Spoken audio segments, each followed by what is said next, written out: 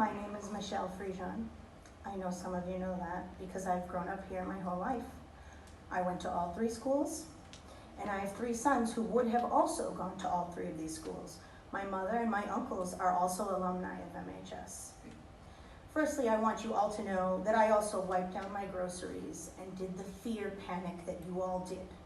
But then came the deceitful propaganda, like switching to cases versus deaths in the data, not showing the age and health of those who are hospitalized.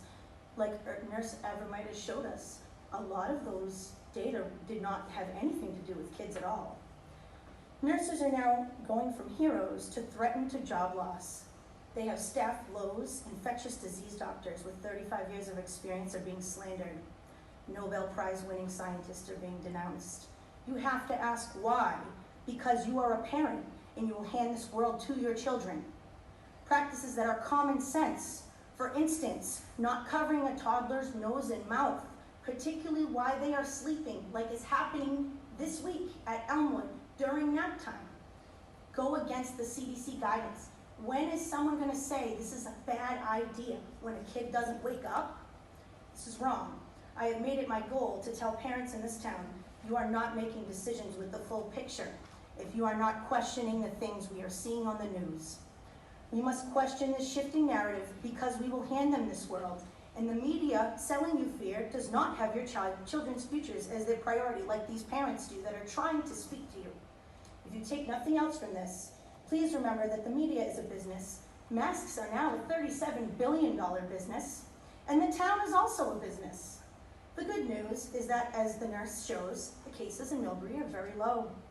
After the Labor Day weekend, there were only 7 pediatric hospitalizations in the total of New England.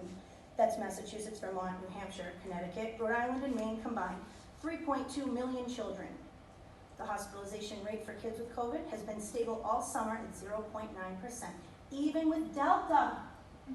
So no, Julie, your adult husband's experience with COVID has nothing to do with masking low-risk children who are statistically at an infection fatality rate of 0.0027% as of July 2021. But the next wave, the next wave is going to be our children's mental health. You are directly contributing to this with your fear for yourselves. The job that you are hired to do is the exact opposite of that. Please resign if you do not understand that the very great majority of these children are not at risk, but are falling behind in language, social and emotional development, much, much more, and their overall health and immune systems should be the discussion. You are setting them up for a hopeless generation with their consents removed in the name of arbitrary greater good. Teaching they should perpetually mask and discriminate against those who do not. We have I'm going to quote from Dr. Tim Gibson, who is a doctor of service at UMass Memorial Medical in Worcester. We have a continuing very high number of psychiatric patients who are admitted. This has been the real crux of COVID in pediatrics. It has led to dramatic increases in the number of suicide attempts and eating disorders. Suicide is now the 2nd leading cause of death for children aged 10 to 17.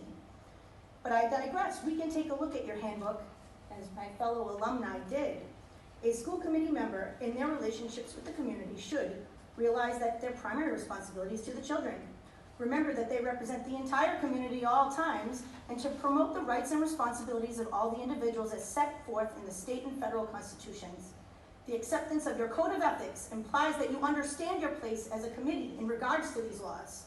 The oath of office you took binds you to these laws. The fact that each one of you have agreed without question breaks your oath and shows us much about the ethics at play here. Some committees in Mass at least asked the Board of Education how they were determining what actual risk was versus just coercion to pit kids against parents to get shots into the kids' arms, but not you.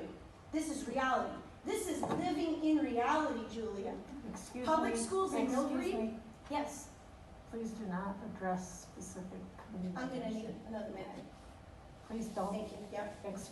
The Millbury Public Schools District ranks 4 out of 10 on so many websites. This was shocking for me to find out. We are ranked number 314 out of 400. Math and reading proficiency are below state averages. Former employees report a toxic work environment. Those are the actual problems that are within your job scope.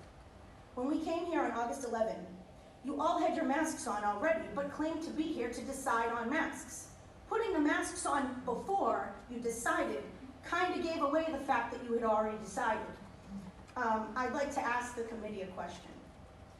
Did you receive, or are you in the process of applying to receive any federal granted money under the condition that our children follow universal masking or other COVID protocols?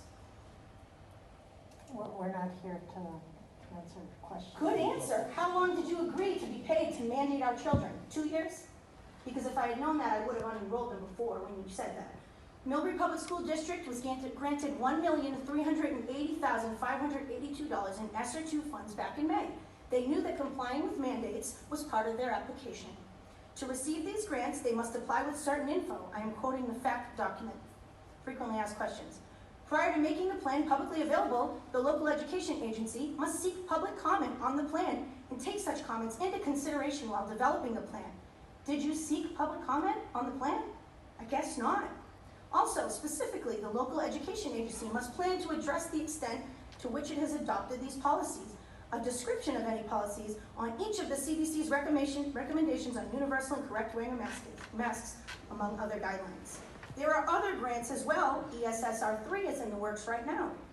I personally emailed Mr. Myers in June 2021 asking about masks because I would remove my children due to their medical issues. He assured me that the return to learning would be mask-free this fall, and he agreed with the data I provided on how masks negatively affect children. I didn't enroll my kids because I believed him. It seems unprofessional and dishonest to have to sit there in deliberation when you knew you'd be granted the funds to encourage your decision. But anyways, when the pendulum swings and the cards all fall, will the Board of Education absolve you at this local level when nosebleeds become chronic, when a child gets dizzy and falls and hits their head, or passes out when a masked athlete collapses? What about a severe adverse event at the Vax Bus you intend to park outside where minors are present without their guardians? Will the Mass Association of School Committee members be sued, or DOR? The lawsuits will also be in your names. Your obligations are not to the CDC or the Board of Education, but first and foremost to our children, and your oaths to follow the law. By not recognizing this, in no universe, not even in Fantasyland, or in a land where we compare open public schools during COVID to swimming with sharks, our school committees legally granted the authority to force a medical mandate on children that has the risk outweighing the benefit to them, not others. This is their school. It's not a hospital floor. They are not sick. By not recognizing this and by not asking for the reason in law by which these orders vest you with such authority, you are derelict in your duties, and I hold you personally accountable for violating the liberty of mine and all the Millbury District children in their access to a free and fair public education.